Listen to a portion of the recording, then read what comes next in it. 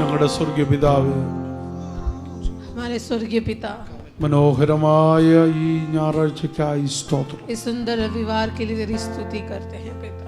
അപ്പച്ചന് ഇഷ്ടമുള്ളവരെ എല്ലാം അപ്പച്ചൻ ഇവിടെ കൊണ്ടുവന്നല്ലോ. आपकी इच्छा के अनुसार आपने सबको यहाँ लेकर आया पिता. അപ്പച്ചന് ഇഷ്ടമുള്ള എല്ലാവരെയും അപ്പച്ചൻ ഇവിടെ കൊണ്ടുവന്നു. आपकी इच्छा जिन लोगों के ऊपर है उन सबको आपने यहाँ लेकर आया पिता. അപ്പച്ചൻ ഇവരെ ഒത്തിരി സ്നേഹിക്കുന്നല്ലോ. आप इनसे बहुत प्यार करते हैं. അപ്പാ, നീ അവരെ തൊടണമേ, उनको छूना पिता. നീ അവരെ ആശ്വസിപ്പിക്കണമേ, उनको आश्वासन देना पिता. നീ അവരെ ബലപ്പെടുത്തണമേ, उनको बल देना पिता. അവരെ നിന്റെ പ്രിയ മക്കളാക്കണം. उनको अपना प्रिय बच्चे बनाना पिता. അപ്പച്ചനെ എല്ലാവരെക്കാളും അധികം സ്നേഹിക്കാൻ ഞങ്ങളെ പഠിപ്പിക്കണം. आपको सबसे ज्यादा प्रेम करने को हमें सिखाना पिता. ഉപേക്ഷിക്കേണ്ടതിനെ ഉപേക്ഷിക്കാനും അപ്പച്ചനോട് പറ്റേണ്ടിടത്ത് പറ്റാനും ഞങ്ങളെ പഠിപ്പിക്കണം. जो छोड़ना है वो छोड़ने के लिए और आपसे जुड़ने के लिए हमें सिखाना प्रभु. അപ്പച്ചനോട് പറ്റിയിരിക്കുന്നതാണ് ഞങ്ങൾക്ക് ഏറ്റവും ഇഷ്ടം. आपसे जुड़े रहना हमें सबसे ज्यादा पसंद അപ്പച്ചനോട് പറ്റിയിരിക്കാൻ ഞങ്ങളെ ബലപ്പെടുത്തണം. और आपसे जुड़े रहने के लिए हमें बल देना पिता. മഹത്വം അങ്ങേക്ക്. महिमा आपको യേശുവിൻ നാമത്തിൽ यीशु मसीह के नाम में मांगते हैं, सुनो और कबूल कर. आमीन आमीन आमीन आमीन. കരങ്ങൾ ഉയർത്തി കർത്താവിനൊരു മഹത്വം കൊടുത്തു. हाथों को उठाकर परमेश्वर की महिमा करेंगे. Thank you, thank you. God bless you. എല്ലാവരും ഇരുന്നാട്ടെ. ഞാനൊരു കാര്യം ഒന്ന് സൂചിപ്പിച്ചോട്ടെ. मैं एक चीज़ बताना चाहता हूँ.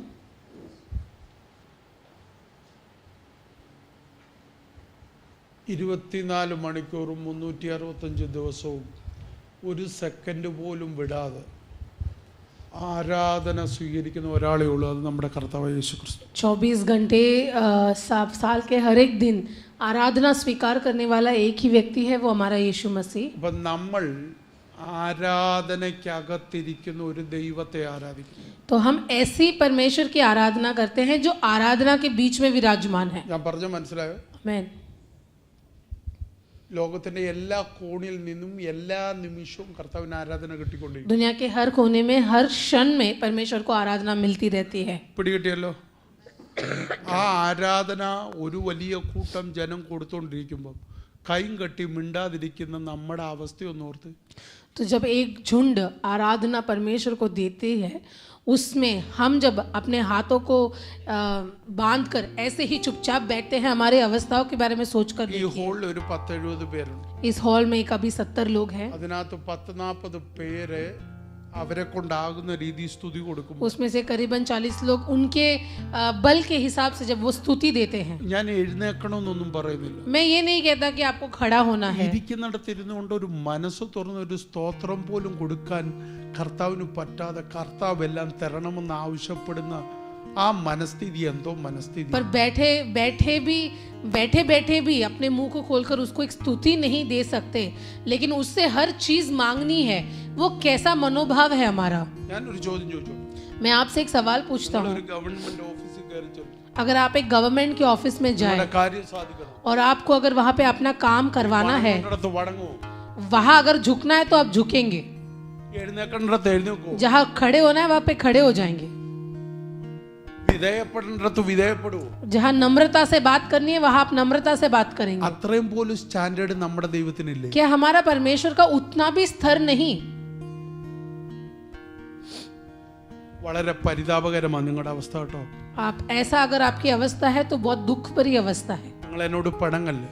आप मुझसे नाराज ना हो. ആരോടാ നിങ്ങൾ ഇത് കാണിക്കുന്നത്? आप किससे ऐसी प्रक्रिया कर रहे हैं? സന്തോഷിനോടല്ല, पास संतोष से नहीं, ഈ ഇവിടെ ഇരിക്കുന്ന ആരോടുമല്ല.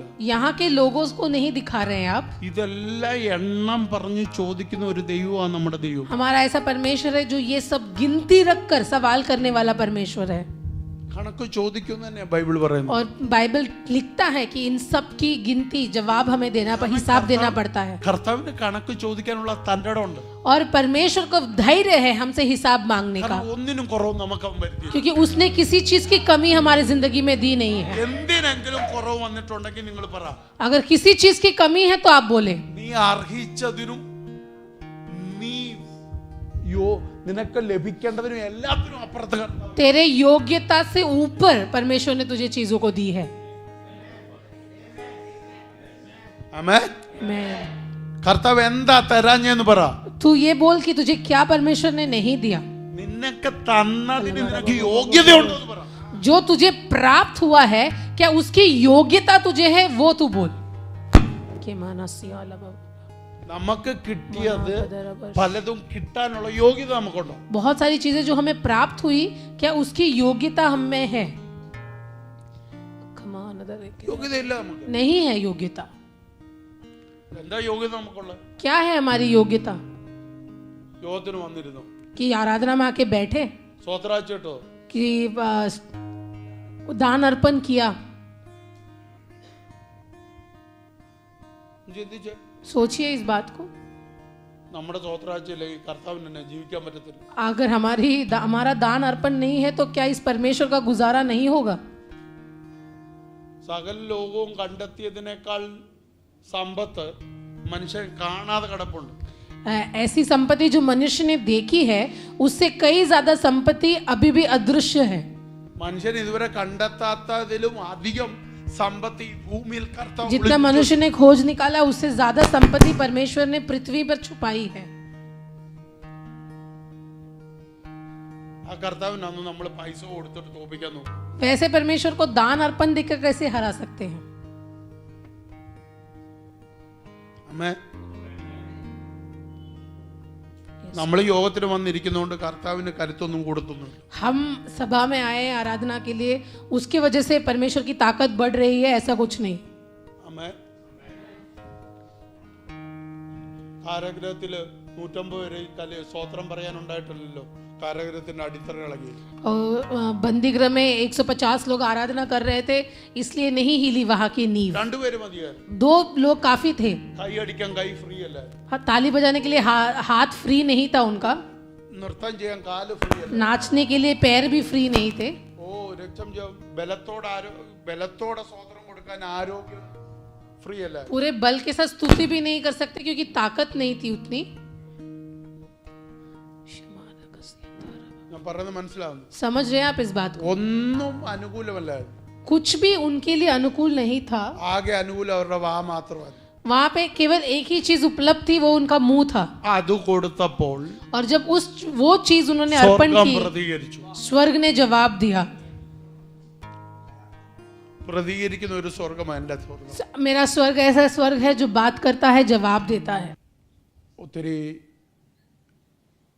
ഒത്തിരി വെല്ലുവിളികളും ഒത്തിരി പ്രതിസന്ധികളും ഒക്കെ നമ്മളെക്കാൾ മുമ്പ് തരണം ചെയ്ത് അതിനെ ജയിച്ച് ഒരു വലിയ മാതൃക കാണിച്ചെന്ന ഒരു അഭിഷക്തനാണ് പ്രൊഫറ്റ് ഷൈജു മാത്യു. बहुत सारी चेतावनियां, बहुत सारी समस्याओं को हमसे भी पहले उसका सामना कर कर जीत हासिल किए ऐसे एक सामर्थ्य अभिषक्त दास है परमेश्वर के नबी प्रॉफिट ഷൈജു മാത്യു. അദ്ദേഹത്തെ ആത്മീയ പിതാവ് എന്ന് വിളിക്കുന്നതിൽ ഞാൻ അഭിമാനം കൊള്ളുന്നു. ये मेरा अभिमान है कि मैं उन्हें अपना आत्मिक पिता बुलाता हूँ.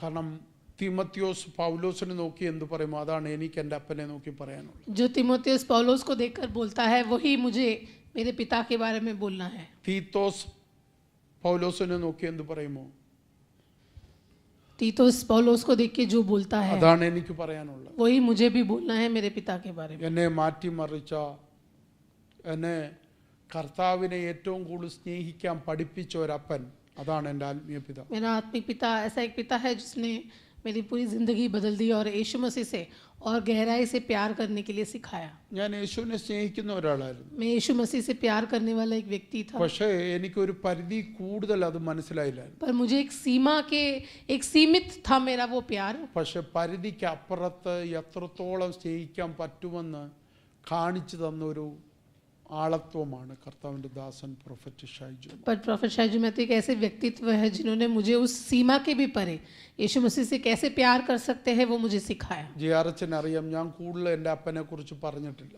मैं आप जानते हो कि मैं ज़्यादा उनके बारे में बातें नहीं പക്ഷെ करता. ഇന്ന് എനിക്ക് പറയാൻ തോന്നി, അതുകൊണ്ട് ഞാൻ പറയാം. बस आज बोलने का मन किया तो मैं बांट रहा हूँ. ഞാൻ സങ്കടപ്പെടുന്നത് പ്രാർത്ഥനാ മുറിയിൽ അറിയാൻ കഴിയുന്ന ഒരു അപ്പൻ, അതാണ് എൻ്റെ അഭാഗ്യം. मेरे दुख का समय अपने प्रार्थना के कमरे में महसूस करने वाला एक पिता, वही मेरा सौभाग्य है. അതാണ് അപ്പൻ. उसी को हम पिता कहते हैं അതാകണം അപ്പൻ. और वही एक आत्मिक पिता हो सकता है ആ അപ്പൻ അതാ ഞങ്ങളെ പഠിപ്പിച്ചു. और वही हमें वो इस बातों को सिखाता भी है അങ്ങനെ ഒരു അപ്പനാകാൻ ഞാനും ശ്രമിക്കുന്നു. और मैं भी एक ऐसा पिता बनने की कोशिश में हूँ. നിങ്ങളുടെ സങ്കടങ്ങൾ നിങ്ങൾ അവിടെ പെടുമ്പോഴേ എനിക്ക് അറിയണം എൻ്റെ പ്രാർത്ഥന മുറി. आपके दुख दर्द जब आप महसूस करते हो तो मैं वो अपने प्रार्थना के कमरे में महसूस करना चाहता അതെനിക്ക് हूँ പറഞ്ഞു തരുന്ന ഒരു സ്വർഗീയ അപ്പനുണ്ട്. അതോർത്ത് ഞാൻ ദൈവത്തെ और वो उसी प्रकार मुझे बता के देने वाला एक स्वर्गीय पिता है, इसलिए मैं स्तुति करता हूँ അതിന്റെ परमेश्वर की. കാരണം എനിക്ക് മുമ്പായിട്ട് ഒരാൾ പോയി ആ മാതൃക ഞങ്ങൾക്ക് കാണിച്ചു തന്നു. और उसका कारण यह है कि मेरे से भी पहले एक व्यक्ति ने मुझे वो एक उदाहरण के तौर पर दिखा दिया, इसलिए मेरे लिए भी वो संभव അത് है. കർത്താവായ യേശു ക്രിസ്തുവായിരുന്നു. और वो यीशु मसीह है അതുപോലെ അനുകരിക്കാൻ ഒരാളെ കർത്താവ് എനിക്ക് തന്നു. और यीशु मसीह के जैसे ही अनुकरण करने के लिए एक व्यक्ति परमेश्वर ने मुझे दिया അതാണ് എൻ്റെ ആത്മീയ പിതാവ്. और वो मेरे आत्मिक पिता है. ആമേൻ. കരങ്ങൾ അടിച്ച് മുഴു സന്തോഷത്തോടെ ദൈവത്തിന് എൻ്റെ ആത്മീയ പിതാവിനെ ഓർത്ത് നന്ദി കൊടുത്തു. पूरे तालियों के साथ, पूरे आदर के साथ परमेश्वर को स्तुति दे कि ऐसा एक व्यक्तित्व आत्मिक पिता के तौर पर हमें मिला. Thank you Jesus.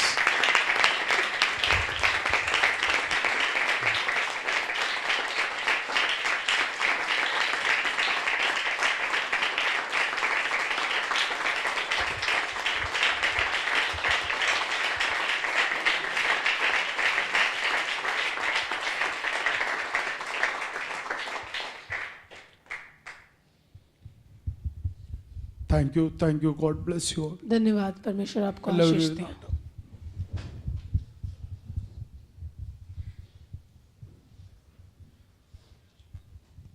ആമേൻ. ഇച്ചിരി ഇമോഷണൽ ആയിപ്പോയി, സോറി. थोड़ा भावुक हो गया, क्षमा करना.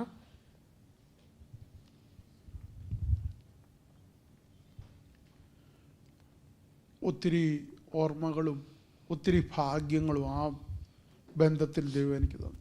बहुत यादें, बहुत सौभाग्य परमेश्वर ने इस रिश्ते में मुझे दिया है. എൻ്റെ ഓർമ്മ ശരിയാണെങ്കിൽ 2002 മുതൽ ഞാനും എൻ്റെ ആത്മീയ പിതാവും ഒരേ വേദിയിൽ പ്രസംഗിക്കുന്നുണ്ട്. अगर मेरी याद सही है तो 2002 से मैं और मेरे आत्मिक पिता एक ही वेदी में प्रचार करते हैं.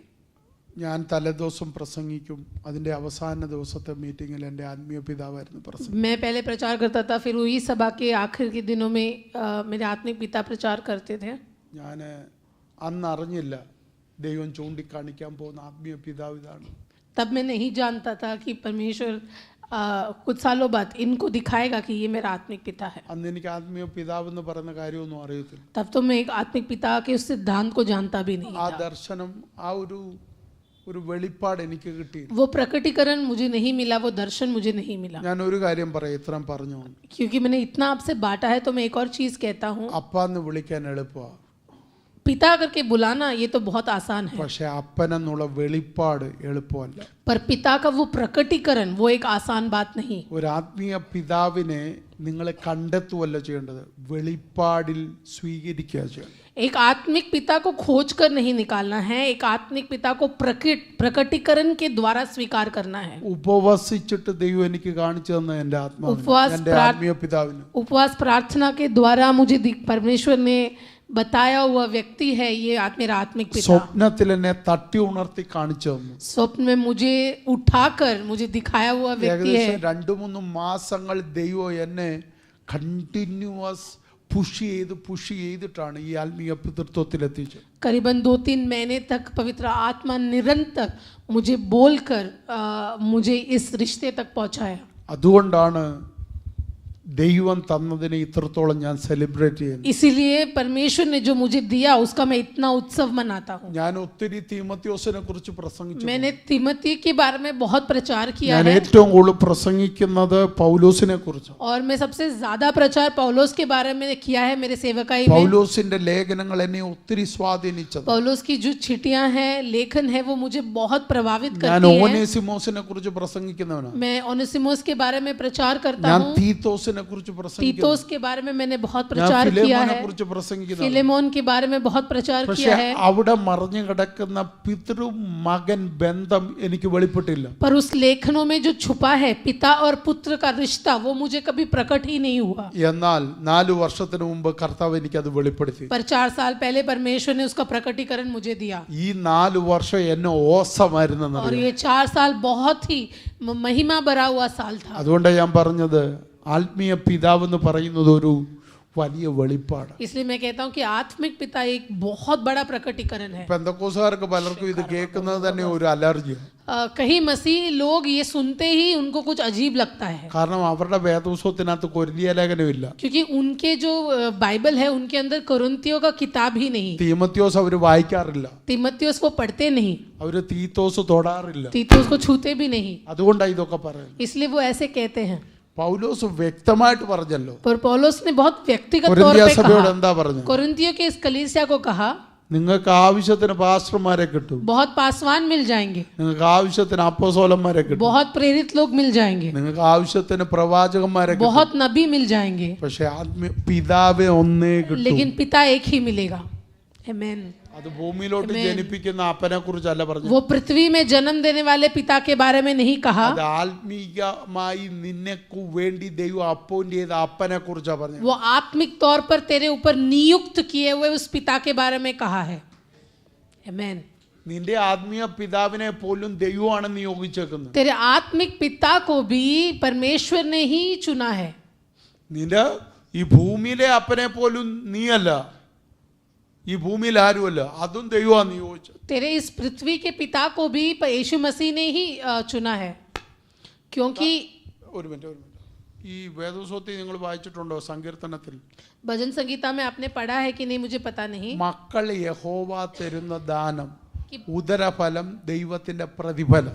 कि जो बच्चे हैं वो परमेश्वर के द्वारा दान है, और जो कोक का फल होता है वो परमेश्वर से आने वाला प्रतिफल. ആ വാക്യം ആദ്യം ഒന്ന്.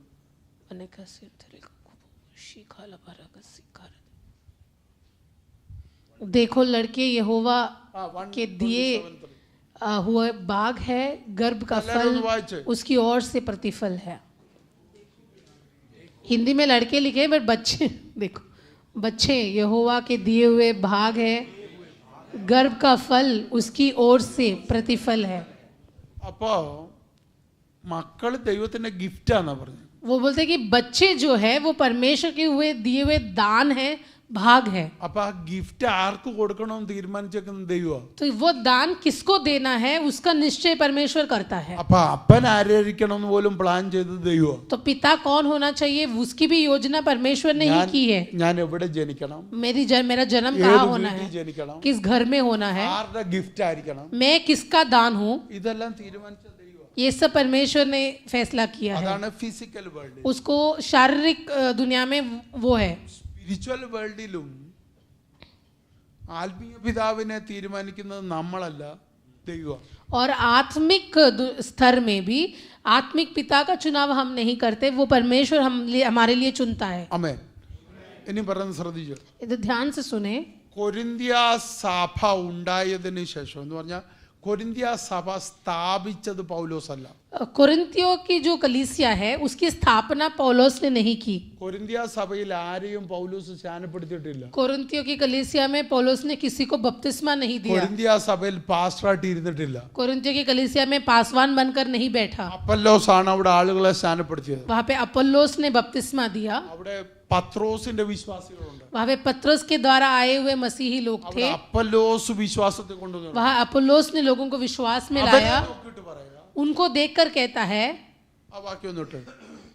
क्योंकि यदि मसीह में तुम्हारे सिखाने वाले 10,000 भी होते हैं तो भी तुम्हारा पिता बहुत से नहीं, इसलिए कि मसीह यीशु में सुसमाचार के द्वारा मैं तुम्हारा पिता हूँ. അപ്പൊ രക്ഷിക്കപ്പെടുത്തിയ ആളിനെ അല്ല ഇവിടെ ആത്മീയ പിതാവ് तो എന്ന് देखिए, പറഞ്ഞത്. जिसके द्वारा उद्धार आपने स्वीकार किया उसको आत्मिक पिता कर कर नहीं बुलाया. ഇതിന്റെ ഒരു നിഴൽ പഴയ നിയമത്തിലുണ്ട്. इसकी एक परछाई पुराने नियम में है. Come on. ആമേൻ. അബ്രഹാമിന്റെ മോൻ ഇസ്ഹാക്കും ഇസ്മായേലുവോ? इब्राहिम का बेटा इसहाक और इश्माइल है, പക്ഷേ അന്നുള്ള സകലരും അപ്പനെന്ന് വിളിച്ച അബ്രഹാമിനെ. पर वहां पे सब लोग पिता करके एक को ही बुलाते थे, वो तो इब्राहिम. പുതിയ നിയമത്തിലെ യേശുവിനോട് വാദിക്കുന്നുണ്ട്. और नए करार में यीशु के साथ वाद विवाद कहता है അബ്രഹാമാ ഞങ്ങൾക്ക് പിതാവ്. इब्राहिम हमारा पिता है. ഏത് വകയില്? कौन से बंधन में? വാഗ്ദത്തത്തിന്റെ വകയില്. वायदे के तौर पर. लखमानो दोरो ഞങ്ങൾക്ക് കിട്ടിയ ആത്മീക ഫ്രീഡത്തിന്റെ പുറകിൽ അപ്പനായിരിക്കുന്നത് അബ്രഹാമാ. हमें जो आत्मिक आजादी मिली है उसके पीछे का कारण इब्राहिम है, ऐसे नए करार में वो लोग कहते हैं. ഇതൊരു വലിയ സബ്ജക്റ്റാ, അതുകൊണ്ട് ഒരു അതിലേക്ക് ഞാൻ ഇപ്പൊ കേറുന്നില്ല. एक बहुत बड़ा विषय है, मैं उसके अंदर आना नहीं ആ चाहता. ലെവലിലോട്ട് കേറാൻ എല്ലാവരും ആകട്ടെ. हम सब उस स्तर पे आए तो मैं इसका जरूर सिखाऊंगा आपको. ആത്മീയ പിതാവ് എന്ന് പറയുന്നത് ചുമ്മാതെ പപ്പാന്ന് വിളിക്കുമ്പോൾ ഉണ്ടാകുന്നതല്ല.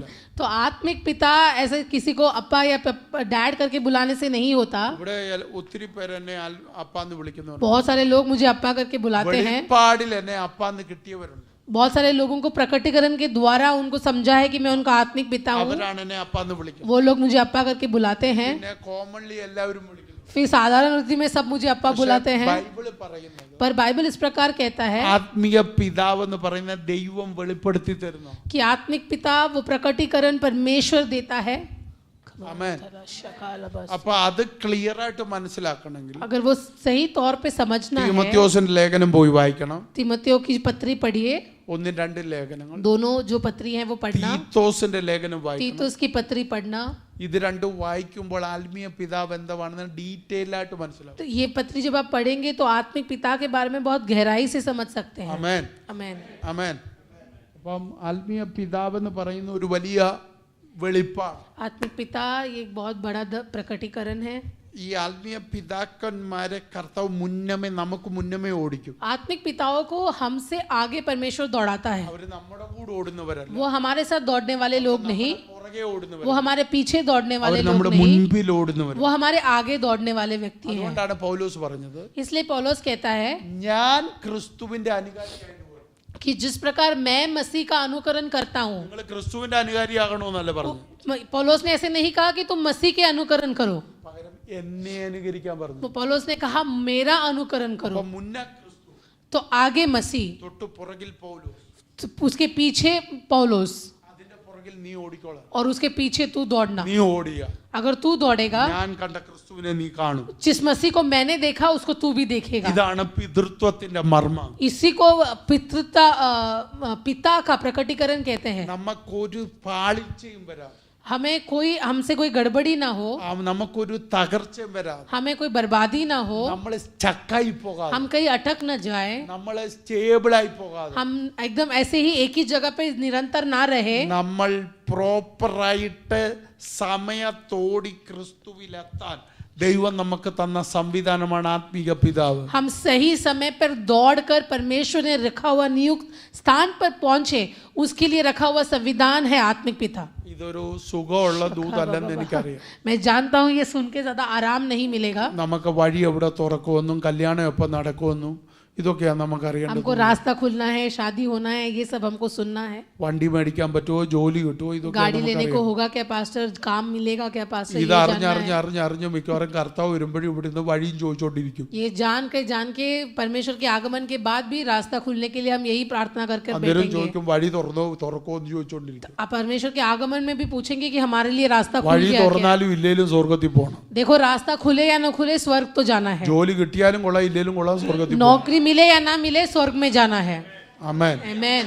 ജോലി സെക്കൻഡറിയാ, कामकाज सेकेंडरी है, दूसरे स्तर पर आता നമുക്ക് है. ആവശ്യമുള്ള എല്ലാ ആവശ്യങ്ങളും സെക്കൻഡറിയാ. हमारे सारी जरूरतें दूसरे स्तर पर आती है, പക്ഷെ ഏറ്റവും വലുത് കർത്താവാ. बट सबसे ऊंचे स्तर में परमेश्वर है. കർത്താവിന്റെ കൂടെ പോയില്ലെങ്കിൽ തീർന്നു. परमेश्वर के साथ नहीं जाए तो सब कुछ खत्म हो जाएगा. കർത്താവ് ഈ ചെയ്തത് മുഴുവൻ നമ്മളെ സ്വർഗത്തിൽ കൊണ്ടുപോകാൻ. परमेश्वर ने ये सब कुछ हमें स्वर्ग लेकर जाने के लिए किया കർത്താവ് है. ഉണ്ടാക്കുന്ന വീട് വേസ്റ്റ് ആകല്ലേ. परमेश्वर का भवन वेस्ट ना हो जाए. ഞാനതൊരു ഭംഗി എന്ന് പറഞ്ഞ ഒരു ഉപമ പോലെ പറഞ്ഞു. मैंने आपको एक उदाहरण के तौर पर वो कहा है. കർത്താവ് നിന്നെ വീണ്ടെടുത്തിട്ട് നിനക്ക് വേണ്ടി ഭവനം ഒരുക്കുന്ന കർത്താവ്. तुझे उद्धार देकर तेरे लिए वो वहाँ घर बना रहा है. ആ വീട് നീ വേസ്റ്റ് ആക്കല്ലേ. वो घर को आप खराब ना करें. പോകാൻ നീ ഒരുങ്ങണം. जाने के लिए आप तैयार അതുകൊണ്ട് रहें. ഇമ്പോർട്ടന്റ് കർത്താവാ. तो सबसे प्रधान व्यक्ति परमेश्वर है. കർത്താവ് ഇമ്പോർട്ടന്റ് ആയതുകൊണ്ട് और क्योंकि परमेश्वर महत्वपूर्ण है, കർത്താവ് അടുക്കൽ ഓടിയെത്തുന്ന വഴി എവിടെ കിട്ടിയാലും കണ്ടുപിടിച്ചോ. परमेश्वर के पास दौड़कर पहुंचने का रास्ता जहां मिले वो उसको छोड़ना नहीं.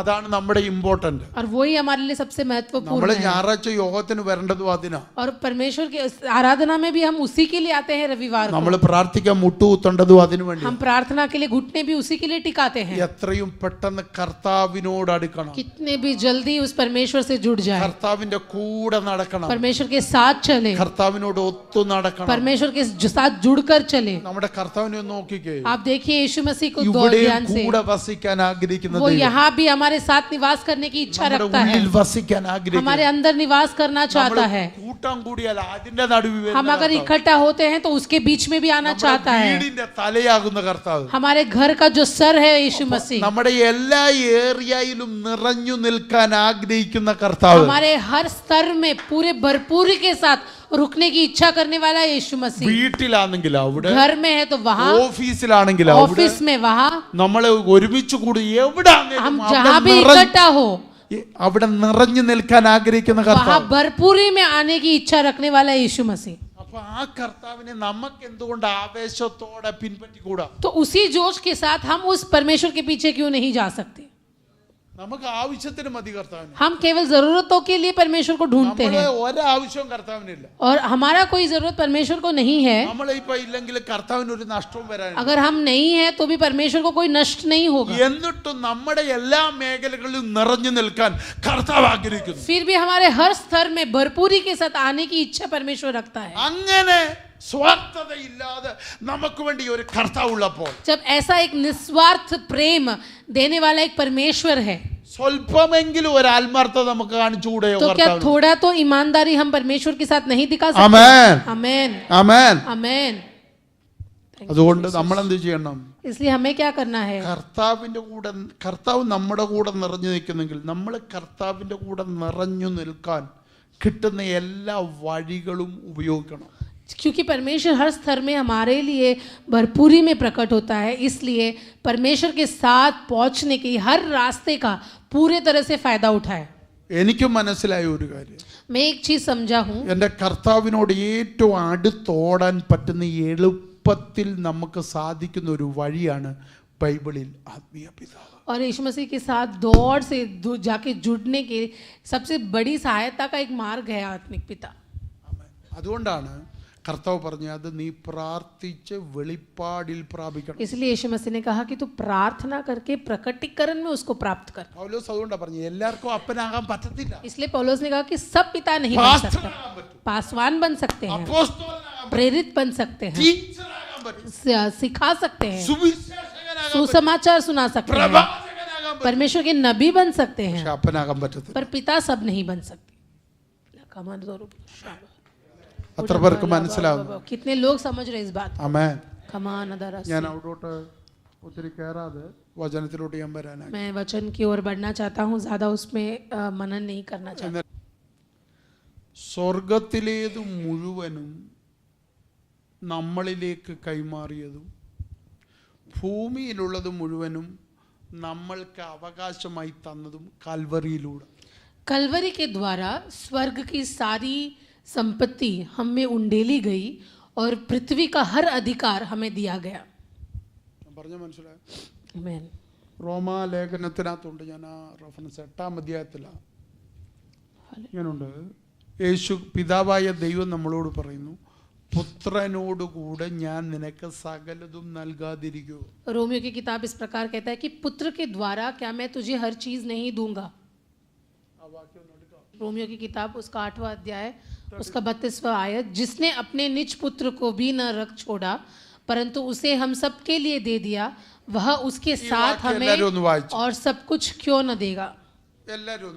हम इस वाक्य, हम एक साथ इस वाक्य को पढ़े, जोर से पढ़े आप इस वाक्य को. മലയാളം വായിക്കാൻ അറിയുന്ന മലയാളത്തിൽ, ഹിന്ദി ഹിന്ദിയിൽ, ഇംഗ്ലീഷ് ഇംഗ്ലീഷ്. जो भाषा आपको समझे आप उस भाषा में पढ़े इसको.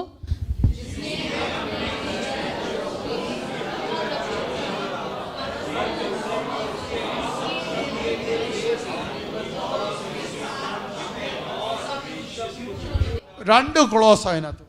वहाँ पे दो बातें हैं. ഒടുവിൽ തരുന്ന കാര്യം. आखिर में देने के बारे में कहा है. ആദ്യം എന്തോ പറഞ്ഞു? लेकिन पहले क्या कहा? രണ്ടും തരുന്ന കാര്യം.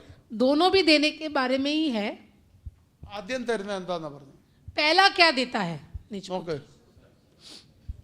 സ്വന്തം പുത്രനെ ആദരിക്കാതെ നമുക്കെല്ലാവർക്കും വേണ്ടി ഏൽപ്പിച്ചു. पहले तो अपने निज पुत्र को भी छोड़ा नहीं और हमारे लिए दे दिया. മുഴുവനും നമുക്കെല്ലാവർക്കും വേണ്ടി ഏൽപ്പിച്ചത് എവിടെ? और हम सबके लिए उसने अपने निज पुत्र को कहाँ पे सौंपा? कलवरी पे. അവിടെ ഏൽപ്പിച്ചപ്പോൾ और जब कलवरी पे उस पुत्र को सौंप दिया हमारे നമുക്കെന്താ लिए, കിട്ടിയത്? हमको क्या मिला? അവനോട് കൂടെ उसके साथ സകലവും നമുക്ക് കിട്ടി. बाकी सब कुछ हमें मिल गया. आमीन. എവിടെ കൂടെ? किसके द्वारा? कलवरी के द्वारा. ഞാൻ പറഞ്ഞ മനസ്സിലായോ? समझ रहे आप इस बात को? അപ്പം സ്വർഗത്തിലുള്ളത് മൊത്തം, तो स्वर्ग की हर वो चीज, ഒന്നും പോലും ബാക്കി വെച്ചിട്ടില്ല. कोई भी वहां पे चीज बाकी नहीं रखी गई. പുത്രനോട് കൂടെ पुत्र के साथ കൽവറിയിലൂടെ നമുക്ക് തന്നു. कलवरी के द्वारा हर चीज हमें सौंपी गई. അപ്പൊ ഇനി സ്വർഗത്തിൽ നിന്ന് എന്തെങ്കിലും കിട്ടാനുണ്ടോ? तो अब स्वर्ग से कुछ मिलना बाकी है क्या? പറ പറ പറ, बोलिए. കിട്ടാനുണ്ടോ സ്വർഗത്തിൽ? कुछ है क्या स्वर्ग से मिलना बाकी? ഒന്നും കിട്ടാനില്ല. कुछ भी नहीं.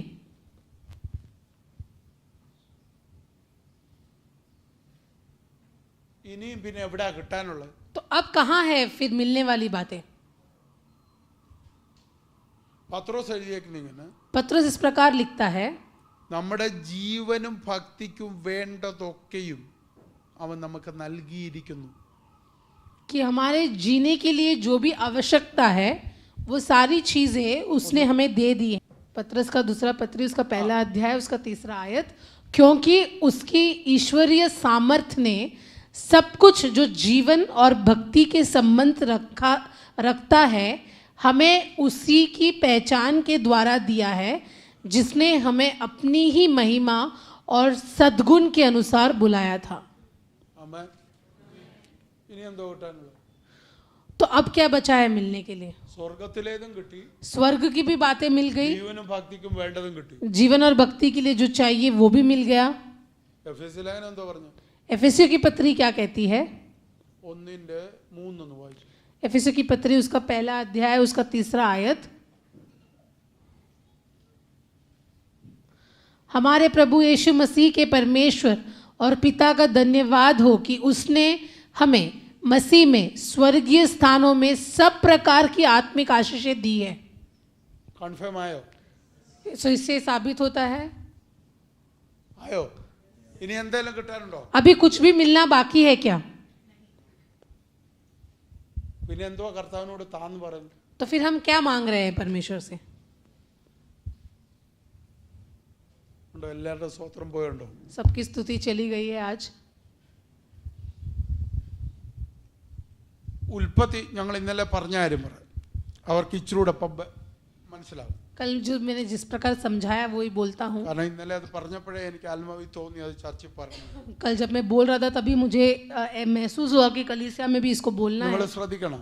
ध्यान दीजिए. ഉൽപ്പത്തിയിൽ उत्पत्ति में ഈ ഭൂമിയിൽ ഒരു മനുഷ്യന് വേണ്ടതല്ല ആദമിൽ കൈമാറി. इस पृथ्वी में एक मनुष्य को जो भी चाहिए वो आदम को सौंप दिया. അതുകൊണ്ടാണ് മനുഷ്യനെ ഏറ്റവും ഒടുവിൽ, इसीलिए मनुष्य को सबसे आखिर में सृष्टि की. ഏറ്റവും ഒടുവിലത്തെ സൃഷ്ടി മനുഷ്യനാണ്. सबसे आखिर में जिसकी सृष्टि हुई वो मनुष्य था. സൃഷ്ടി അതിന് മുമ്പ് കഴിഞ്ഞു. बाकी सारी निर्माण उसके पहले हुई. മനസ്സിലാകുന്നുണ്ടോ? ഇപ്പൊ കണ്ടുപിടിക്കുന്നതൊന്നും സൃഷ്ടിക്കപ്പെട്ടതല്ല, അത് ആദം ജനിക്കുന്നതിന് മുമ്പ് സൃഷ്ടിക്കപ്പെട്ട. तो आप जो भी ढूंढ के निकाल रहे हैं वो नई सृष्टि नहीं, वो सब आदम के पहले ही पृथ्वी में परमेश्वर ने बना के रखी हुई थी. ജനിക്കപ്പെടുന്നതിന് മുമ്പ് സൃഷ്ടിക്കപ്പെട്ടതൊക്കെ മനുഷ്യൻ കണ്ടുപിടിക്കുന്നതേ ഉള്ളൂ, അല്ലാതെ ഒന്നും ഉളവാക്കുന്നില്ല. आदम के पहले जिस भी सृष्टि निर्माण किया था उसको अब मनुष्य केवल ढूंढ निकाल रहा है, किसी भी नई निर्माण नहीं कर रहा. ഏതെങ്കിലും രണ്ടോ മൂന്നോ സൃഷ്ടികൾ ഒരുമിച്ച് ചേർത്തിട്ട് പുതിയതൊന്ന് ഫോം ചെയ്യുന്നേ ഉള്ളൂ, സൃഷ്ടിക്കുന്നില്ല. कोई 2 या 3 चीज जो पहले से ही मौजूद है उसको मिलाकर एक नई चीज की निर्माण कर रहे हैं, परंतु मूल उसका पहले से ही मौजूद है. സൃഷ്ടിക്കുന്നില്ല, പിന്നെന്തോ ചെയ്യുന്നത്? ढूंढ. ഫോം ചെയ്യുന്നു. और सृष्टि नहीं कर रहे, केवल उसको बना रहे हैं. ആ. അതിന്റെ ഒറിജിൻ ഓൾറെഡി ആദമിന് മുമ്പ് ഉണ്ടായിട്ടുണ്ട്. और उसका सारा मूल जो चाहिए वो आदम के पहले ही परमेश्वर ने निर्माण करके അപ്പൊ ഒരു रखी थी. മനുഷ്യൻ സൃഷ്ടിക്കപ്പെടുന്നതിന് മുമ്പ് വേണ്ടതെല്ലാം तो एक मनुष्य के निर्माण के पहले जो भी आवश्यकता है उसकी सृष्टि पहले ही हो चुकी എന്നിട്ട് थी. ഇത് മുഴുവനും ദൈവം ആർക്ക് കൈമാറി? और ये पूरा का पूरा किसको सौंप दिया? പറ. आदम. ആദമിന് കൈമാറി. आदम को सौंप दिया. പക്ഷെ ഞാൻ ഇന്നലെ പറഞ്ഞു ഒരു കാര്യം, पर जैसे मैंने आपको അവർക്ക് कहा, എന്താണ്? യേശുവിനെ പരീക്ഷിക്കാൻ വന്നപ്പോൾ लेकिन जब वो यीशु मसीह की परीक्षा लेने आया, പിശാച് എന്തോ പറഞ്ഞു? शैतान ने क्या कहा? എന്നെ വീണ് मुझे गिर कर नमस्कार करे ആ तो ये सारी चीजें मैं तुझे सौंप दूंगा. അത് ആരുടെയാന്ന് പറഞ്ഞു? और किसका है ऐसे बोला कि ये सब मेरी है और मैं तुझे सौंप दूंगा. അവിടെ പറഞ്ഞേക്കുന്നത് ഇത് മുഴുവൻ എന്നെ പരമേൽപ്പിച്ചിരിക്കുന്നു. वो वहां पर कहता है कि ये सारी चीजें मुझे सौंपी गई है. അപ്പൊ ശ്രദ്ധിച്ചേ, ध्यान दीजिए, ഉൽപ്പത്തിയിൽ ഇത് മുഴുവൻ കൈമാറിയത് ആർക്കാ? उत्पत्ति में ये सब कुछ किसको सौंपा गया था? മഹത്വവും അധികാരവും സകലതും കൈമാറിയത് ആദമിന്. महिमा अधिकार सब कुछ आदम को सौंपा गया था. ആദം എന്ന് പറഞ്ഞ ഒറ്റ വാക്കിൽ അതിനെ ഒതുക്കല്ല്, केवल आदम ना कहे उसको, ദൈവത്തിന്റെ സ്വരൂപത്തിന് അത് കൈമാറി. परमेश्वर के स्वरूप को ये पूरी बात सौंपी गई थी. ആദമിന് എന്തോ സ്വരൂപമായിരുന്നു? आदम को किसकी स्वरूप थे? ആദം എന്ന് പേരിടുന്നതിന് മുമ്പ് ദൈവം ഇൻട്രൊഡ്യൂസ് ചെയ്യുന്നത് എന്താ? നാം നമ്മുടെ സ്വരൂപത്തിലും സാദൃശ്യത്തിലും മനുഷ്യനെ ഉണ്ടാക്കുക. आदम ये नाम डालने से पहले परमेश्वर ने उसको ऐसे बोला कि आओ हम हमारे स्वरूप में एक मनुष्य की सृष्टि करें. ആദം എന്നുള്ള പേര് എവിടെ വന്ന്? आदम ये नाम कहाँ आया? എവിടെ വന്ന് പറ. 4-ാം അധ്യായം എടുത്ത്, ഉൽപ്പത്തി 4. उत्पत्ति का 4वां अध्याय. आदम की वंशावली यह है, ആ जब परमेश्वर ने मनुष्य की सृष्टि की ആ तब अपने ही स्वरूप में उसको बनाया. ആ അടുത്ത് उसने नर और नारी करके मनुष्य को सृष्टि की ആ और उन्हें आशीष दी, ആ और उनकी सृष्टि के दिन उनका नाम आदम रखा. കണ്ടോ? അപ്പം ദൈവം സൃഷ്ടിക്കുന്നതിന് മുമ്പ് പേരെന്താ പറഞ്ഞു? परमेश्वर की सृष्टि से पहले क्या बोला? എൻ്റെ സ്വരൂപം, कि मेरा स्वरूप, എൻ്റെ സാദൃശ്യം. मेरी समानता. ആണും പെണ്ണുമായി കഴിഞ്ഞപ്പോഴാണ് അതിന് ആദം എന്ന് പേരിട്ടു. फिर जब उसको नर और नारी में बांटा गया तब उसको आदम करके नाम दिया गया. ദൈവം ഇട്ടത് ആദമിനും അവയ്ക്കും കൂടെ ഒരുമിച്ച് ഒറ്റ പേരാ, അതിന്റെ പേരാ ആദം. और उस नर और नारी को एक साथ एक नाम दिया गया, उसका नाम है आदम. ആമേ. അപ്പൊ ഹവ്വ എന്നുള്ളത് സ്ത്രീക്കിട്ട പേരാണെങ്കിലും हवा അവർ ഒരുമിച്ചിട്ട കോമൺ നെയിമാണ് ആദം. हवा ये नाम अगर नारी को दिया गया, लेकिन उन दोनों को एक साथ जो नाम दिया गया वो था आदम. പക്ഷെ ബൈബിളിൽ ഹവ്വയെ പ്രസന്റ് ചെയ്യുന്നത് ചതിക്കപ്പെട്ടതിന് ശേഷം. पर बाइबल में हवा इस नाम को उसको धोखा मिलने के बाद उस नाम का वहां पे ये करता ഹവ്വയെ है. അവള് ചതിക്കപ്പെടുന്ന സമയത്താണ് ആ പേര്. जब उसको वो धोखा होने वाला था तब उसको हवा कर कर वहां पे प्रस्तुत करते हैं. പക്ഷെ ഒരുമിച്ച് സൃഷ്ടിച്ചപ്പോ ഇട്ട പേര് ആദമെന്ന്. पर एक साथ जब उनकी सृष्टि हुई, जब वो एक थे तो उनको आदम करके पुकारा है. ആദം എന്നുള്ള പേരിന്റെ അർത്ഥം എന്തോ, അല്ലെങ്കിൽ ദൈവം എന്താ ഉദ്ദേശിച്ചത്? सो आदम इस नाम का अर्थ या परमेश्वर का उद्देश्य क्या है? उसका स्वरूप, സ്വരൂപം, उसका स्वरूप, അവന്റെ സാദൃശ്യം, उसकी समानता. അതിനാണ് എല്ലാ മഹത്വവും കൈമാറി. और उस स्वरूप को परमेश्वर ने सारी महिमा को सौंप दिया. അപ്പൊ ആദമിന് ഇത് കൈമാറി. आदम को दिया. നമ്മൾ ലൂക്കോസി വായിച്ച പറഞ്ഞു ഇത് ആരുടെ? और जब हम लूकोस में पढ़ते हैं तो शैतान क्या बोलता है कि ये सब मुझे सौंपा गया है, ആരുടെ? സാത്താന്റെ കൈമാറി. शैतान के पास. അപ്പൊ എന്റെ ചോദ്യം, तो मेरा ഇത് सवाल, എപ്പോഴാണ് കൈമാറി? तो ये कब सौंपा गया शैतान को?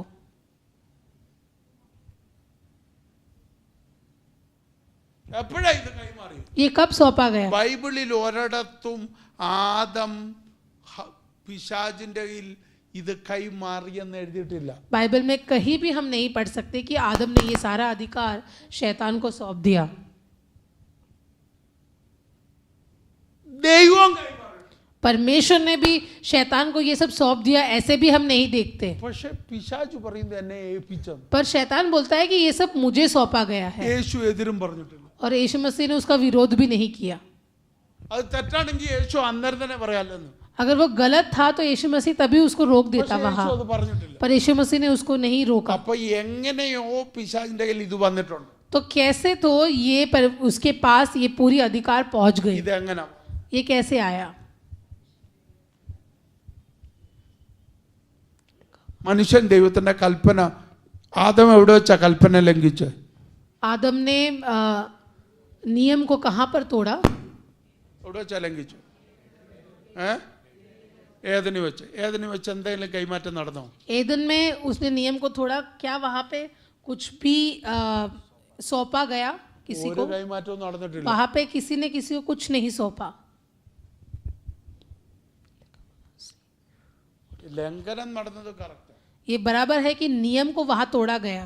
ഏതനിൽ ലംഘനം നടന്നത് കറക്റ്റ് കാര്യം. एदन वाटिका में नियम को तोड़ा गया, ये പക്ഷെ सही അവിടുന്ന് बात ഒരു है, കൈമാറ്റവും നടന്നിട്ടില്ല. पर वहां पे कोई उंडेलपन नहीं हुआ।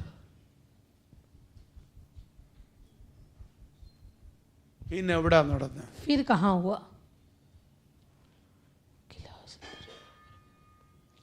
ഇനി ശ്രദ്ധിക്കുക. ध्यान दीजिए, സ്വർഗം കൈമാറിയത് പിശാചിന്റെ കയ്യിൽ എത്തണമെങ്കിൽ जो स्वर्ग ने मनुष्य को सौंपा, अगर वो शैतान तक पहुंचना है तो കൊടുക്ക വാങ്ങൽ നടക്കണം. वहां पे एक लेन देन होना है। ദൈവത്തിന്റെ കയ്യിൽ ദൈവം ഏൽപ്പിച്ച സാധനം പിശാചിനും മേടിക്കണമെങ്കിൽ പിശാചിനെ ഞാൻ സ്വീകരിക്കണം, എന്നിട്ട് എൻ്റേത് അവനെടുക്കണം.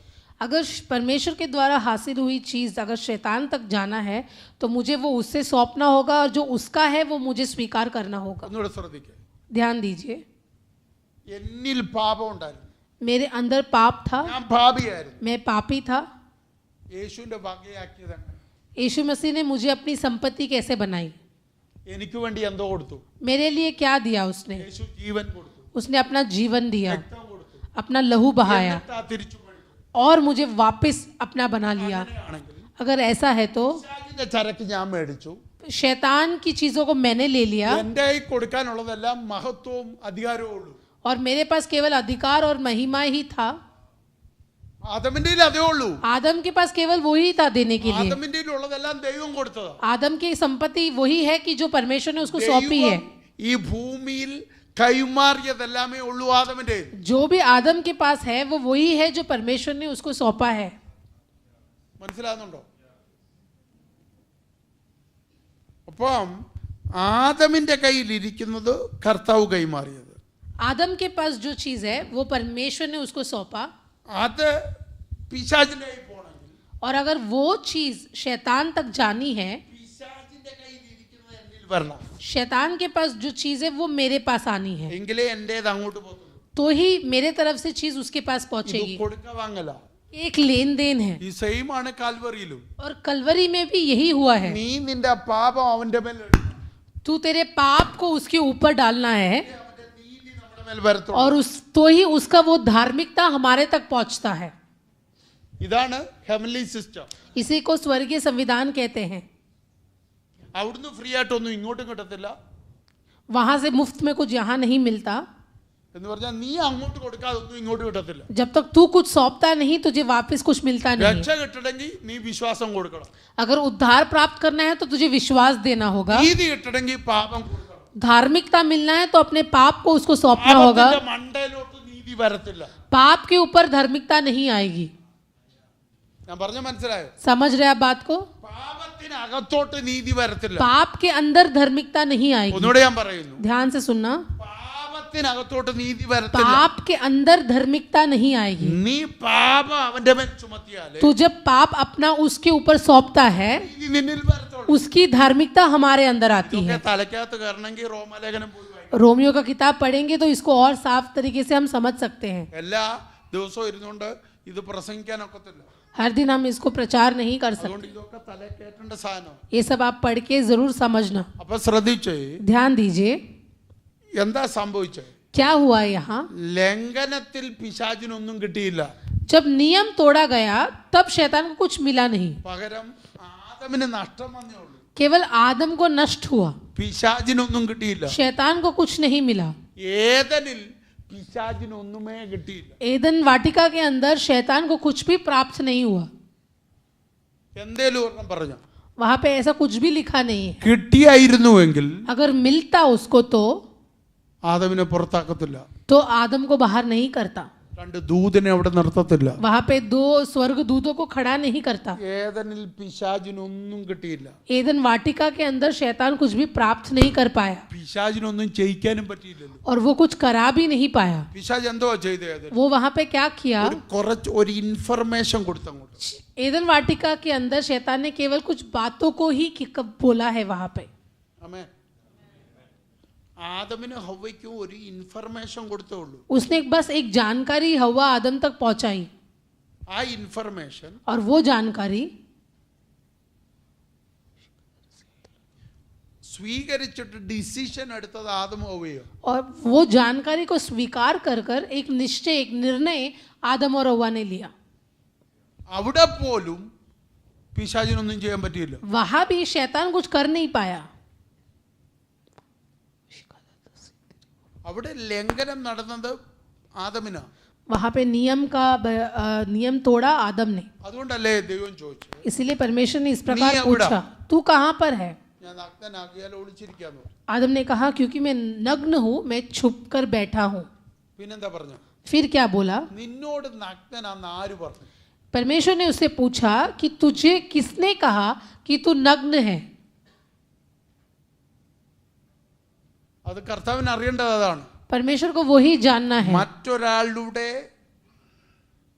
എന്ന് പറഞ്ഞാൽ മറ്റൊരാൾ നിന്നോട് പറഞ്ഞാണോ നീ നഗ്നനാണെന്ന്, അതോ നീ തിരിച്ചറിഞ്ഞാണോ? परमेश्वर को यही जानना था उससे कि क्या किसी और व्यक्ति ने तुझे बोला है कि तू नग्न है, क्या ये तेरी खुद की जानकारी है? നിന്നോട് ആര് പറഞ്ഞു? तुझसे किसने कहा कि तू नग्न അടുത്ത है? ചോദ്യം.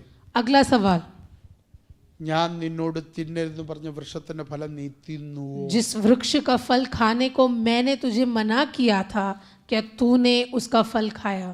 ആമേൻ. ആദം എന്താ മറുപടി പറഞ്ഞു? आदम ने क्या कहा? വായിച്ചേ.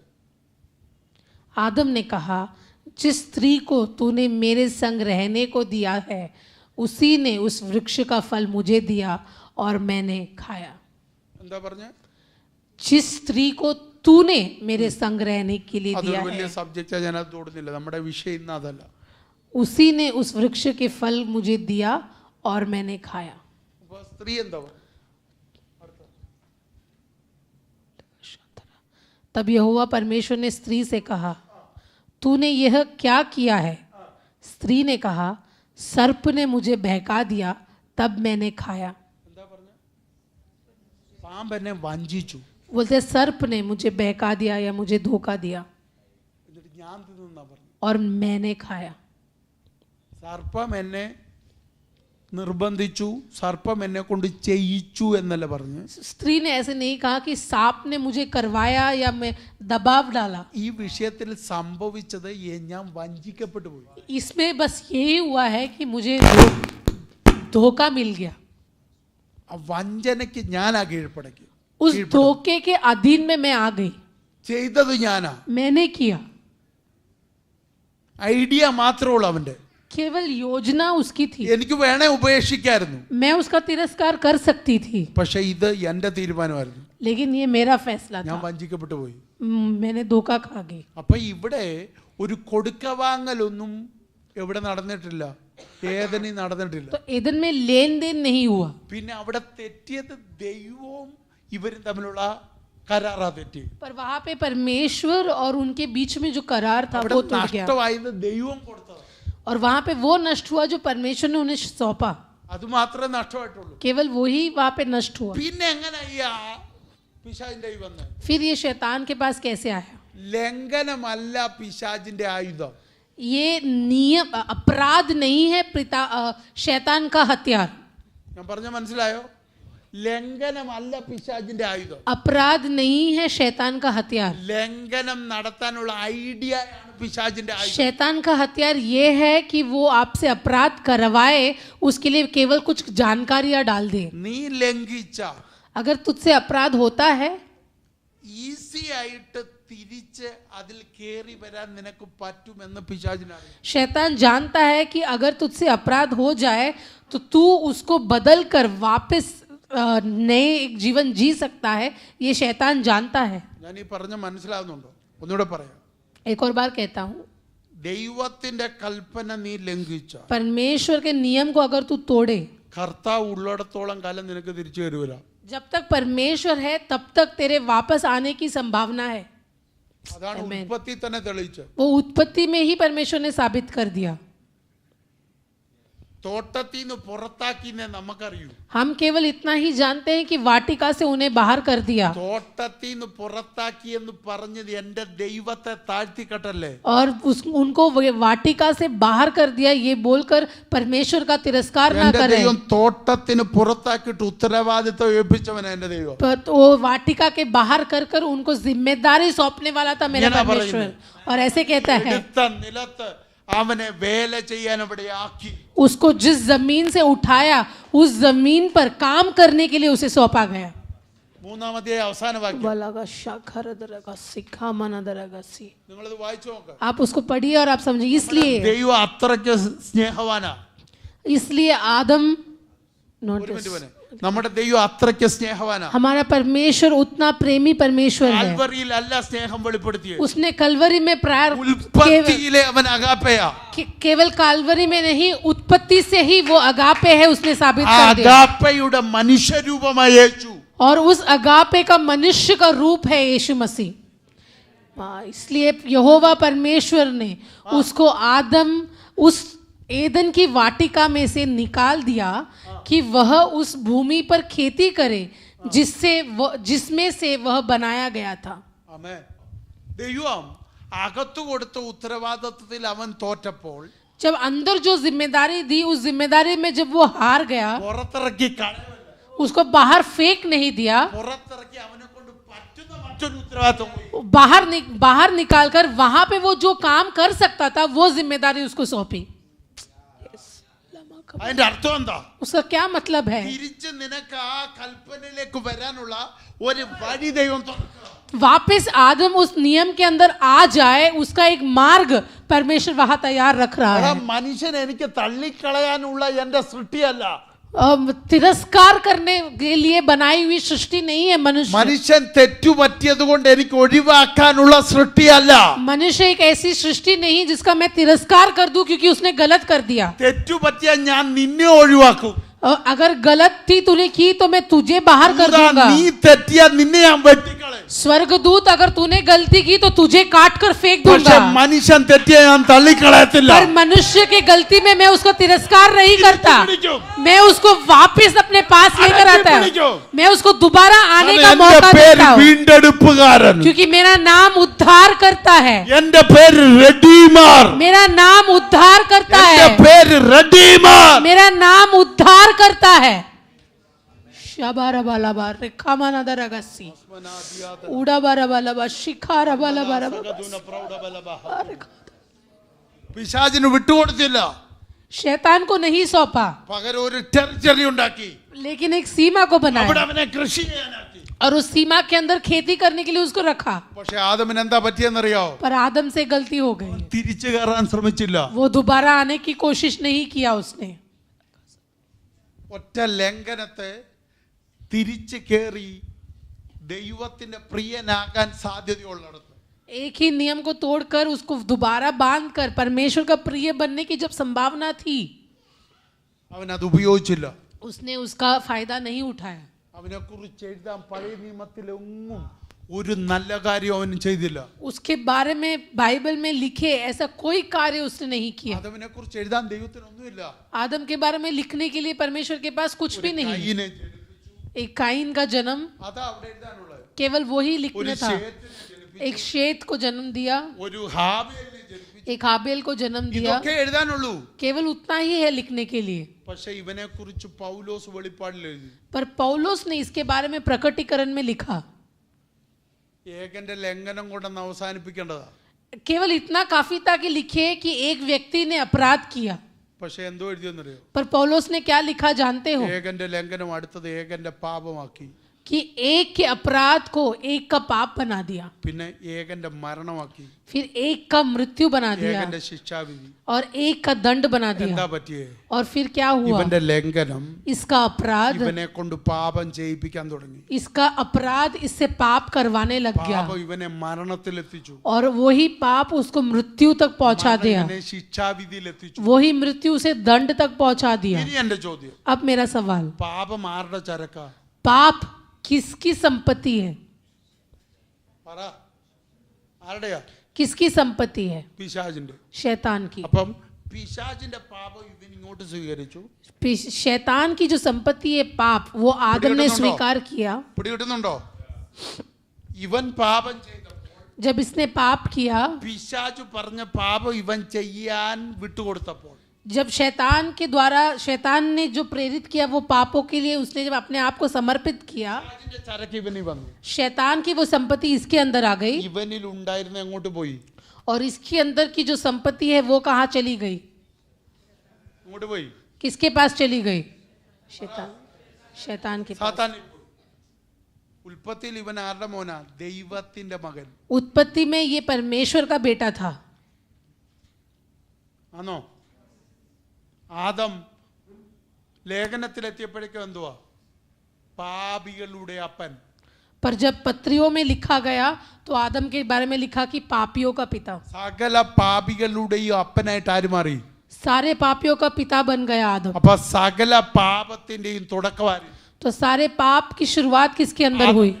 आदम के अंदर. അപ്പൊ സകല മാനവകുലത്തിനും കിട്ടിയ മഹത്വം ഇവൻ ആർക്ക് കൈമാറി? तो सारे मानवता को जो महिमा मिली वो महिमा आदम ने किसको सौंप दी? സാത്താനോ കൈമാറി? शैतान को सौंप दी. എങ്ങനെ? कैसे? പാപം ചെയ്തു. पाप कर कर. മനസ്സിലാകുന്നുണ്ടോ?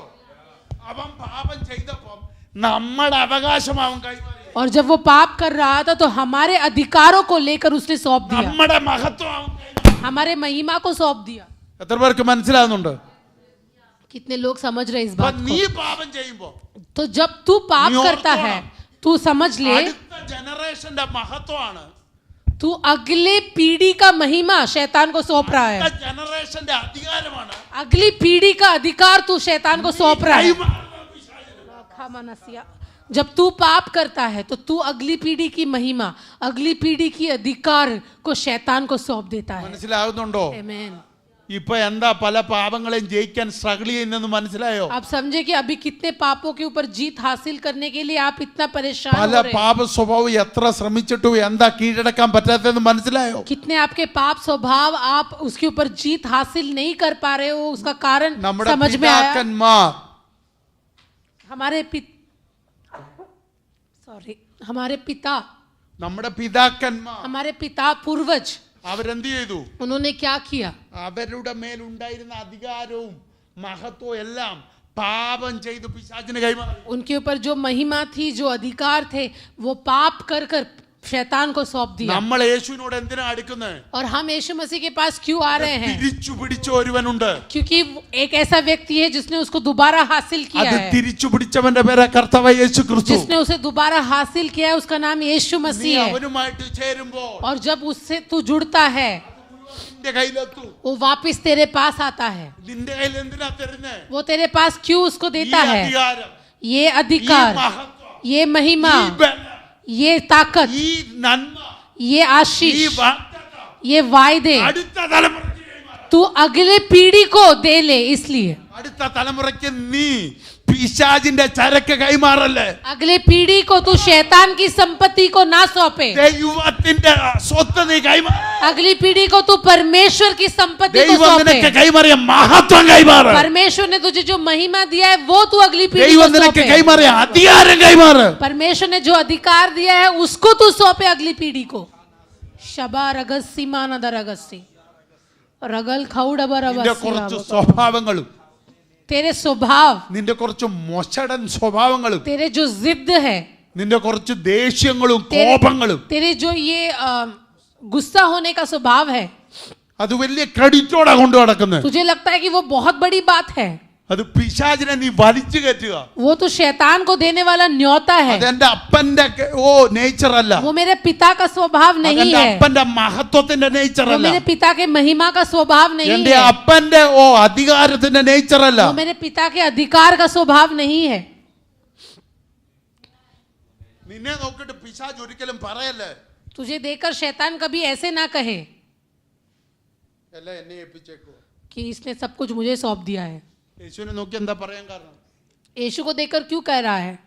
ഇതിന് മുമ്പ് പറഞ്ഞിട്ടില്ലല്ലോ. इसके पहले तो नहीं कहा. ഇപ്പൊ യേശു നിൽക്കുന്ന ആരായിട്ടാ? अभी यीशु वहां पे कैसे खड़ा है? സകല മാനവകുലത്തിന്റെ പ്രതിനിധിയായിട്ട്. सारे मानव जाति का प्रतिनिधित्व करके അതുകൊണ്ടാണ് खड़ा അവന് है. തന്റെ ഇടം വന്നത്. इसलिए वो इतने धैर्य से बोल पा रहा है. ഇത് മൊത്തം എന്നെ ഏൽപ്പിച്ചേക്കോ. ये सब मुझे पहले से ही सौंप दिया गया है.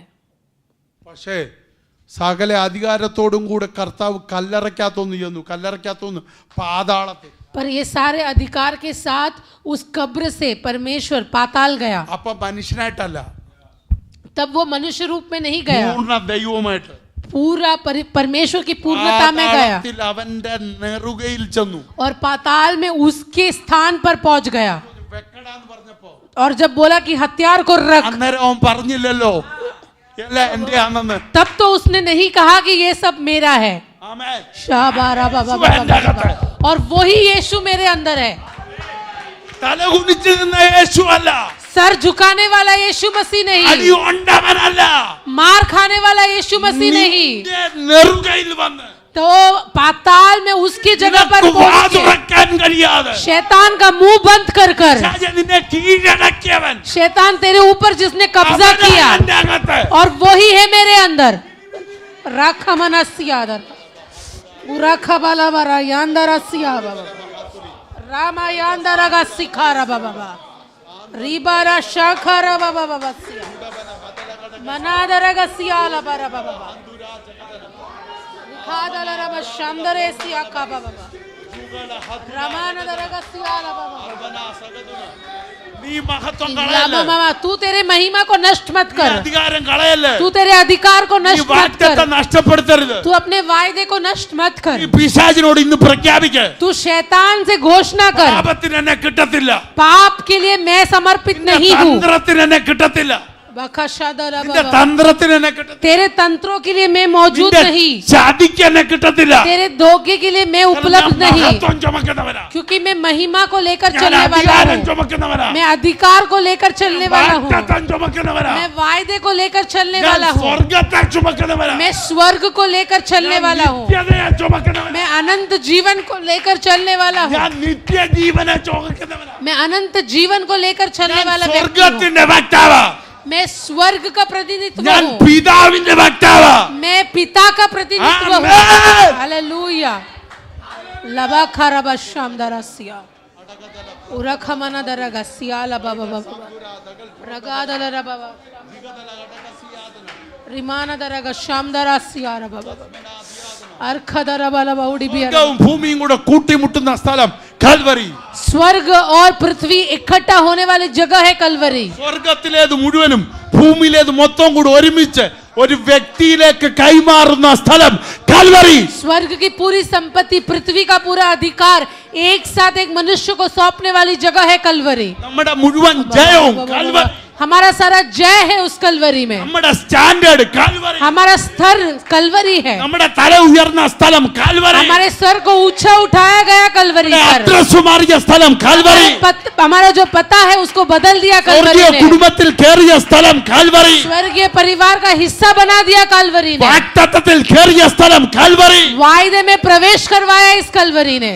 ഓ പിശാച് തോറ്റ സ്ഥലം കൽവരി, शैतान हारा हुआ जगह है कलवरी. പിശാചിന്റെ കാൽച്ചോട്ടിൽ വന്ന സ്ഥലം കൽവരി, शैतान मेरे पैर के नीचे आया हुआ स्तर है कलवरी. പിശാചിന്റെ തലയിൽ ഞാൻ അമ്മാനമാടിയ സ്ഥലം കൽവരി, शैतान के सर को मैंने कुचला हुआ जगह है कलवरी. പാപം സ്റ്റോപ്പായ സ്ഥലം കൽവരി, पाप को बंद किया हुआ जगह है कलवरी. നീതി വാണ സ്ഥലം കൽവരി, धार्मिकता राज करने को शुरुआत किया कलवरी ने. വിശുദ്ധി ഭരിച്ചു തുടങ്ങിയ സ്ഥലം കൽവരി. पवित्रता का राज शुरुआत हुआ कलवरी में. ഹല്ലേലൂയ.